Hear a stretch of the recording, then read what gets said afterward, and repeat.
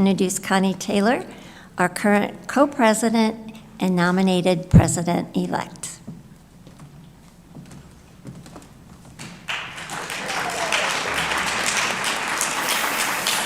Thank you, Janet. Please stay.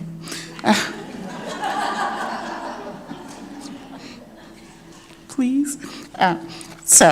Bringing meaningful change, especially in the form of legislation, often requires telling compelling personal stories. How many of you have done that when you advocate for legislation? Do you tell your personal story? Our keynote speakers sparked a movement in their advocacy. Lesa Patterson-Kinsey, a survivor of child sexual abuse, has been involved in grassroots advocacy. You may have seen her with Mainstream Coalition and True Blue Women. Trained as a social worker, she's now teaching other social workers in advocacy skills. She's also a member of our league. Kim Bergman is also a survivor of child sex abuse. Enduring that abuse has inspired her to become a social worker and advocate for children. She's investigated child abuse for the Department of Children and Families, and on the national stage, she publicly shared her personal story after joining a lawsuit against USA Gymnastics that helped create safe sport and safety requirements for children in sports. Together, Kim and Lesa are the co-organizers of protecting Kansas children from sexual predators. Please give a warm league welcome to Lesa and Kim.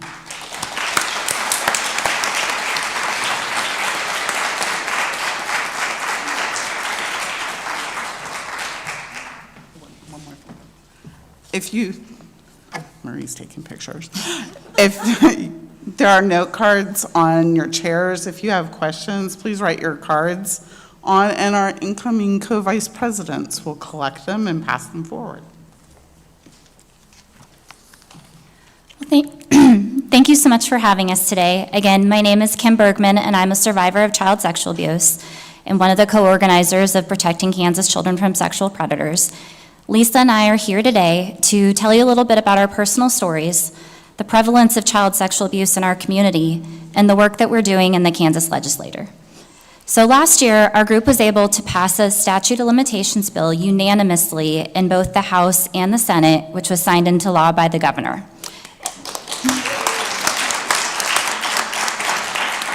And from what I hear, that's a pretty big accomplishment around here. So passing our bill didn't come easy. We spent years meeting with legislators, holding press conferences, meeting with groups in the community, such as you all today. Thank you so much for having us. And what we really became known for was tabling at the Capitol. We had a table set up, started out once a week, up to twice a week, up to 3 times a week, where every legislator had to walk past us, see our posters, for them to come into the building to do their work. And I think we became someone that couldn't be ignored. So House Bill 2127 removed the criminal statute of limitations. This means that anyone who abuses a child after July 1st, 2023 can be prosecuted for those crimes indefinitely. So perpetrators like my coach will no longer be given a get-out-of-jail-free card for abusing children. The bill also increased the civil statute of limitations from age 21 to 31. While we hope to completely eliminate the statute, we decided it was worth it to take the compromise, and with the understanding that we would come back for more. So we were actually encouraged to return to the State House to try to completely eliminate the statute, knowing that this would help protect children by allowing more survivors to file civil cases against hidden predators. So guess what? We're back.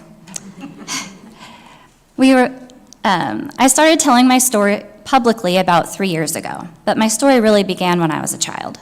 Like so many other young girls, I fell in love with the sport of gymnastics after watching the Olympics. And I'll actually be heading to a gymnastics competition after I leave this today as a coach, because I still love the sport. I was 12 years old when my gymnastics coach, David Bird, began sexually abusing me. Over the years, I've learned that I was not his first victim or his last. Sexual predators rarely stop at one victim.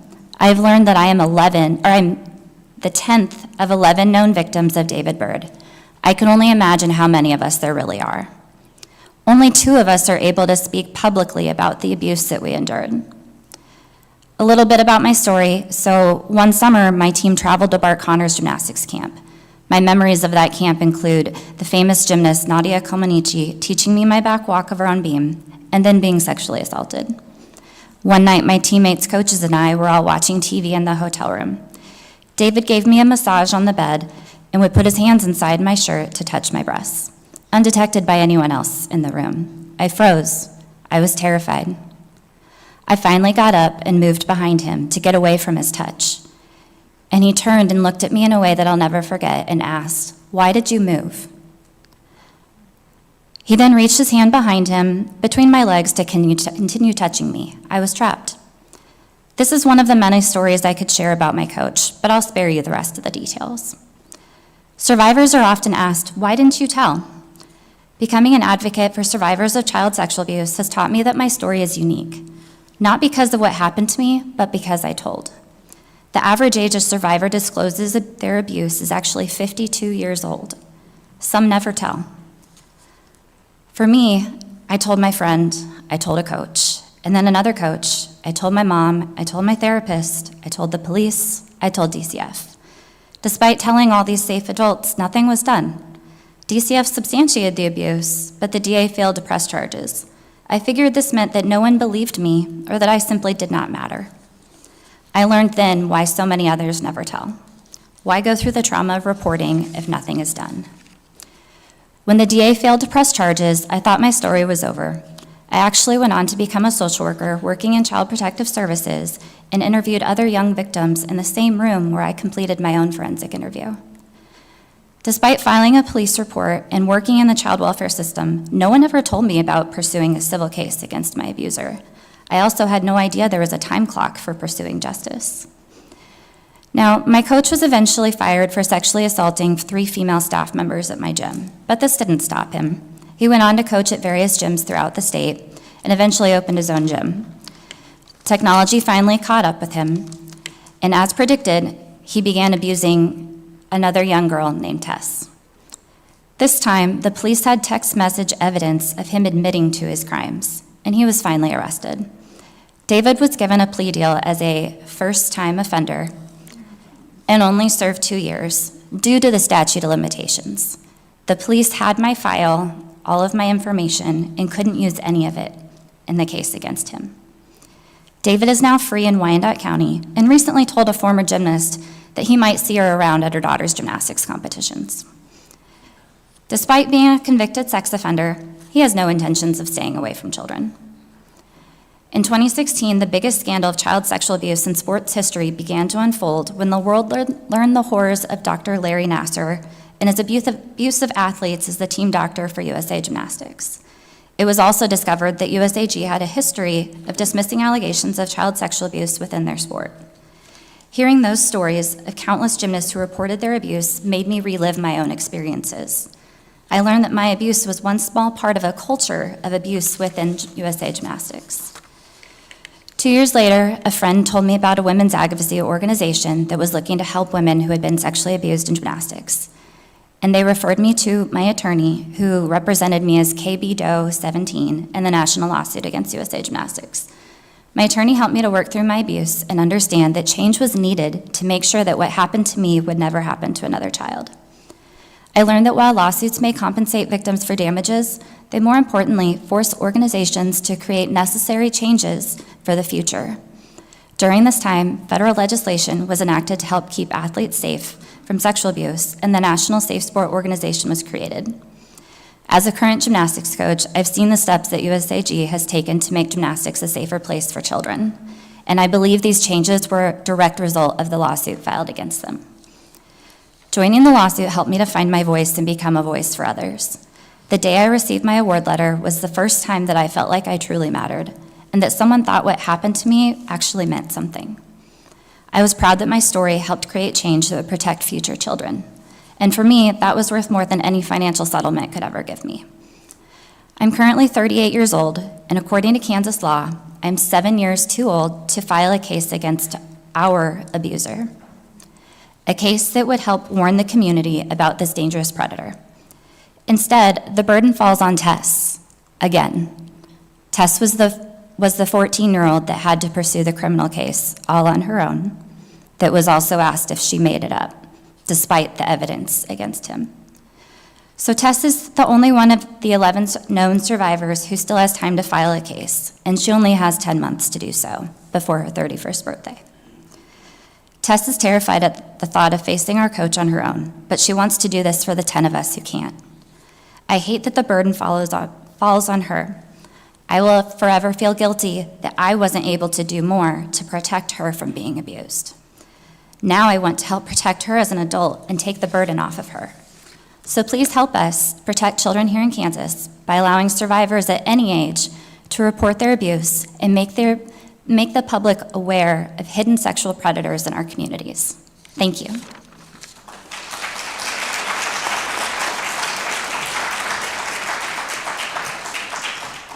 Hi, my name is Lesa Patterson-Kinsey, and I am a survivor of child sexual abuse. And for me, it was my father, James Patterson. Before the abuse happened, I was outgoing and confident, and I climbed trees, I fished, and then my body began to change, which I found was a real hindrance. I also noticed that my dad started treating me different. He started making comments about this new body. It was a shift in our relationship, because before, like I said, I was one of the guys. We worked on cars together, hung out at the barber shop. But now I was deemed different, and he kept telling me I was a woman. I was 10 years old. He would wait until we were alone at home, and then he'd find me, have me sit with them, and begin touching me. I didn't like it, and it was scary, confusing, but he said it was his duty as a father to teach me to be a woman. Remember, I was 10 years old. So I tried never to be home alone with him. I wasn't always successful. But if I heard his truck in the drive, I would run out the back. It was the 70s, so I could just run to a friend's house. No one said anything. But I lived in constant fight or flight mode. When I was about 12, I finally said, "Stop touching me. Leave me alone." And I remember what he said. "Okay, just remember, I never did anything you never wanted me to." Let that sink in. I was instantly enraged and thought, what is he talking about? Is this my fault? And then I started this shift in my brain thinking, this is because of me and my body. It's my fault. And although he stopped touching me, he never stopped trying. Throughout my teens, he'd ask if he could watch me shower, if I needed help. He'd hug me, squeeze me so he could look down my shirt, and a constant barrage of sexual comments about my body. In fact, his words could be so damaging, I decided he would never meet my children, and he never did. I cut him off when he was in college, and then I never saw him. My childhood was spent navigating in a home where my monster lived. I never could fully get away from him, and I never felt safe. The big question is, why didn't I talk? Why didn't I tell? Mainly the shame. I was really embarrassed. I felt very alone. And still today, when I talk about my 12-year-old self, I'm transported back there. And during that time, I viewed everyone as an enemy. My walls still are pretty thick. I think that's due to the fact that the very person who's supposed to protect me was the person hurting me. As a parent, I really get that. Besides, I knew if I told, he would just take it out on my mom, and part of my job in that family was to protect my mom. And besides, I didn't know who to tell. It was the 70s, right? We didn't have any programs in our school. No one talked about good touches, bad touches, who we can tell, secrets that you don't keep. None of that conversation was going on. And I figured if I told, they'd remove me and put me in a foster home. And in my community, I knew the foster home for teens, they weren't a safe place. So I decided to stay home where I knew my danger, instead of going to the unknown dangers and just live with my monster. 1 in 5 girls and 1 in 13 boys are sexually abused as children. Those numbers are higher for children with disabilities or of color. 1/3 tell as children, 1/3 never tell. The average age, as Kim says, 52, and we just want our laws to reflect those studies. I didn't tell anybody till I was in my 40s. I was a master of social work class, And we were asked to share something really traumatic, and I thought, well, I know what I'm going to share. And when I did, the room was silent, no questions, no eye contact. And I thought, I'm never doing that again. And I didn't tell anybody publicly until I was 52, and I saw Senator Holscher. She put something on Facebook, said she was going to work on a bill on this issue. Would anybody like to join her? And I knew her. And probably the only reason I did, because I knew her already, I'd known her for years, and she was a safe person. So I decided to do it. I'm not alone. Most of our survivors are in our 40s and 50s, but they don't come out publicly. Because, after all these decades, it's difficult to slide back into that pain that will mobilize you, a shame that makes you hide from the world, and an anger that makes you want to burn it all down. So we have to manage those. We have to process those emotions before we tell somebody, let alone go through a lawsuit. Like Kim said, it's imperative that we continue extending our statute of limitations. Right now it's at 31, and our work isn't done. We did return this year. We tabled weekly. And every time we speak or we table, we not only educate people, but people disclose to us. I think only one time in the last 2 years someone did not disclose, and we are honored to hear their stories. However, this year we hit a huge obstacle, and our bill will not make any more progress. We were told by the chair of the Senate Judiciary Committee, Senator Warren, that we should be satisfied the statute of limitations at 31, because it would not be appropriate to increase it anymore, because memories fade with time. Yeah. And it wouldn't be fair to the accused. But memories don't fade. I can still picture it. And if my dad was here, he has passed, fortunately, but if he was here, he would remember it too, because he was proud of what he did. And he would continue referring to it as I got to be an adult. He would say he referred to as teaching me to be a woman. So I know he remembers. And although we know evidence can be hard as time passes, today with digital evidence, messaging, texting, that is how they contact. That's how the conversation, they caught it with Tess. It was a text messaging. That evidence isn't going anywhere. So we'd like these laws to be there for these future. And so though we are proud and grateful that we passed and eliminated the criminal statute of limitations, we're not satisfied. We want to continue pursuing the statute of limitations reform in Kansas because we know it'll keep kids safer. And you here can help us reach our goals. One way is to follow us on Facebook and Instagram. Our QR codes are on our posters and our materials. Follow us, like and share. It really increases our reach. And you never know who someone's going to see that and it's part of their life too, and it may give them comfort and show their support out there. I know it can also help us by continuing this conversation outside of this today. Tell somebody else what you learned today, what you heard, because the silence that surrounds child sexual abuse protects and provides cover for abusers and predators. And we're over that. We're done with being silent. Another way is to contact your legislators and tell them to support statute of limitation reform for child sexual abuse. Tell them it's an important issue to you. Next year, we're going to come back with another bill. We'll contact you and see if you can help us contact those. It'll be the Judiciary Committee again, we know. But we also are looking for opportunities to talk about child sexual abuse. If you have another group or organization you're involved with that's looking for speakers, let us know. We'd love to come out and speak with you. You can message us through our email, through Facebook. Thank you for listening, and we'll take any questions now.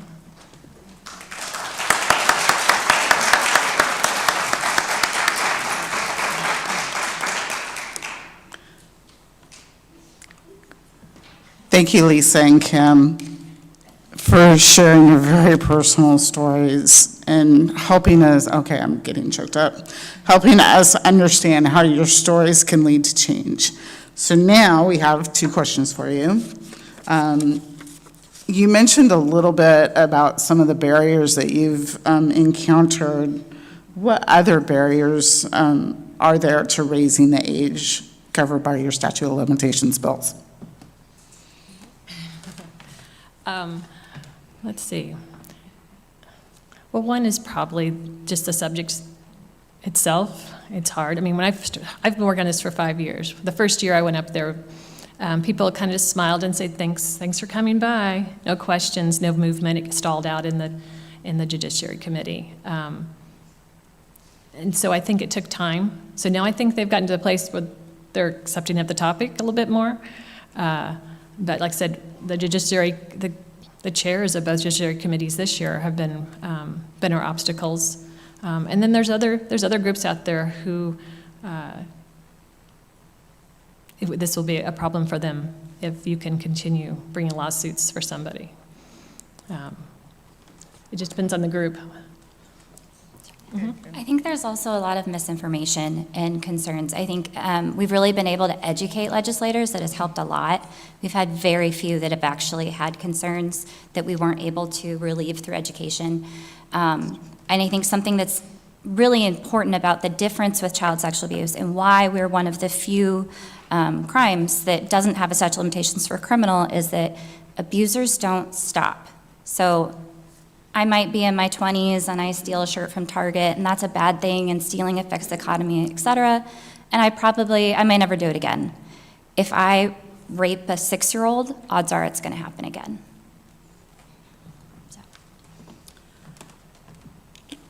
We have a couple more questions, but I'm just going to do this last one because we have time constraints.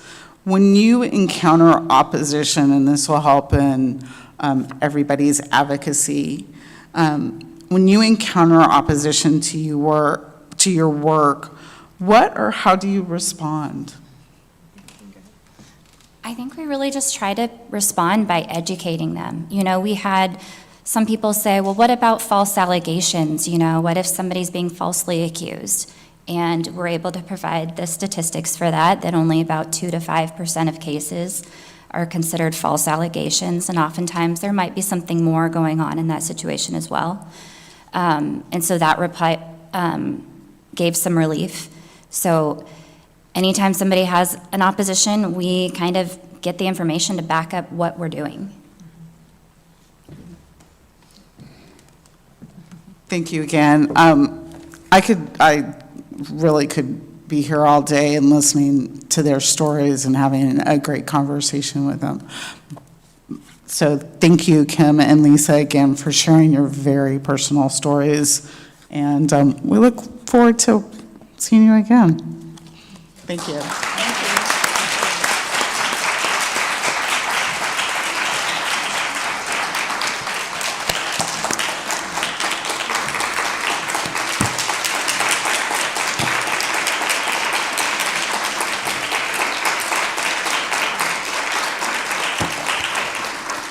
Thank you again. They have a table right over here, so after our meeting, please stop by and say hi and learn more. Thanks. So as league members, we always wonder, how can we make a difference? And it's about perseverance. It's about taking on the hard battles. It's about doing exactly what you did, camping outside the president of the Senate's office until he could not go by you again without hearing what you have to say.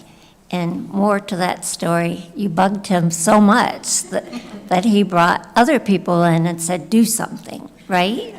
So I want to be like Kim and Lisa. I want our league to be like Kim and Lisa, that they're like, oh my goodness, it's the league again. We got to do something. So thank you for showing us the way. We really appreciate it. So we're going to pivot here today, and we want to talk about our Above and Beyond Awards. So our league is so blessed. We're filled with so many leaders who have gone the extra mile. Today, we'd like to recognize 2 members who have provided exceptional leadership and service to make our organization more effective in reaching education and informing voters. First of all, Marie Hernandez. I want to make sure I got the right name here. So Marie Hernandez is going to be presented with the Above and Beyond Leadership Award for 2023 and 24. Come on up, Marie.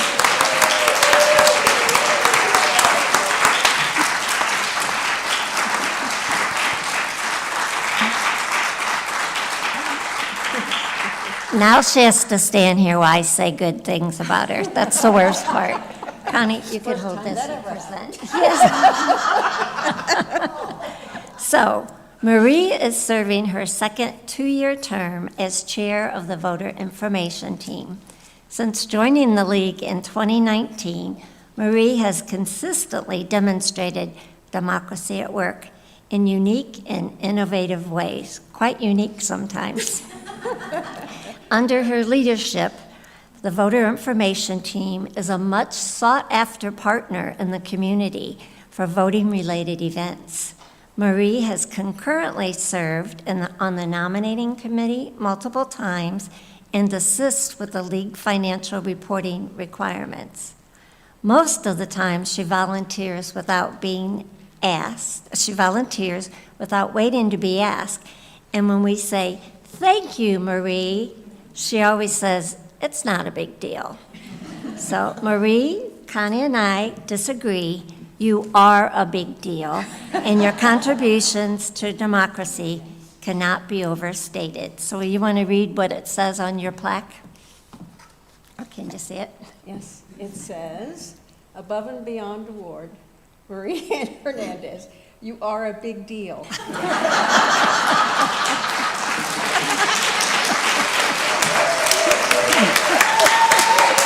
You want to say anything?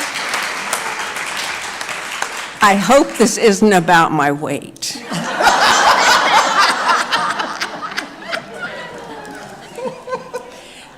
I appreciate this very much, but,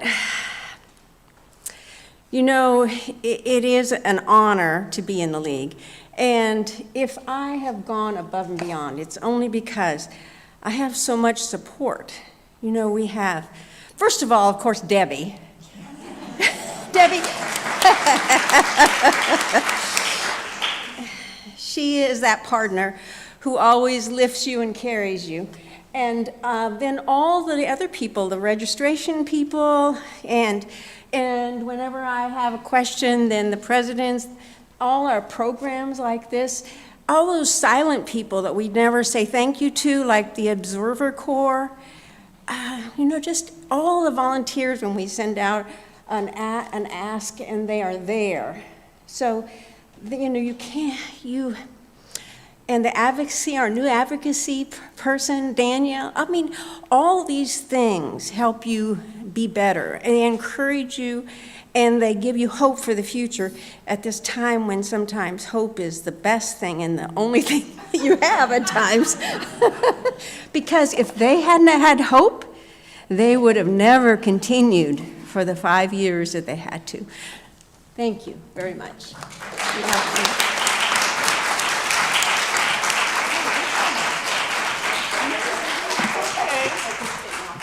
I was being really polite, and I didn't mention, but I will now. Marie is really sassy. And she doesn't take no for an answer, ever. So we also have another award. It's called the Above and Beyond Member Award.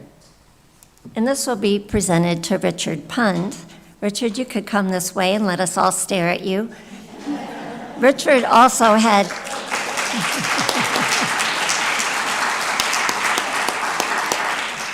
Richard had an editorial published, one of many, but this past week, so we thank you for that.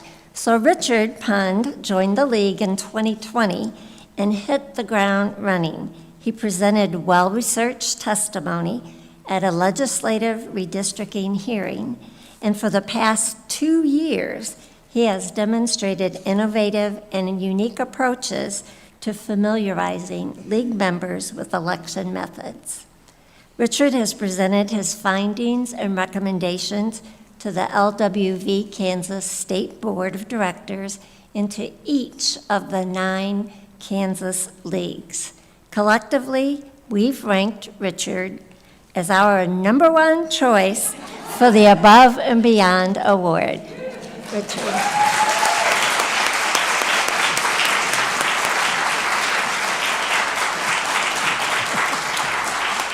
Thank you all. Mine says you are ranked #1. So. But I did want to thank Connie and Janet and Amber, since this has been a 2-year study, with helping me get off the ground running with the state study and navigating all of that process. And with these studies, it seems like once we make the position, that's almost the start of it, not the end of it. And so I'm hoping that we can continue advocating for election reform and better voting rights and everything that's in the study. So thank you all for attending those concurrent meetings and contributing to the study in that way as well. Thank you.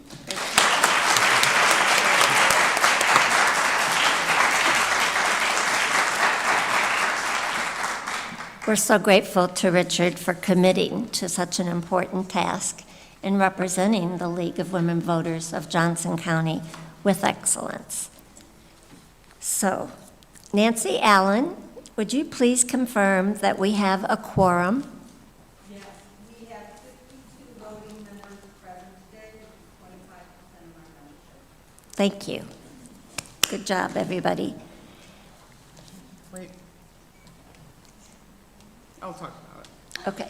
later. All right, sorry. So, our annual business meeting is now called to order. The 2024 annual meeting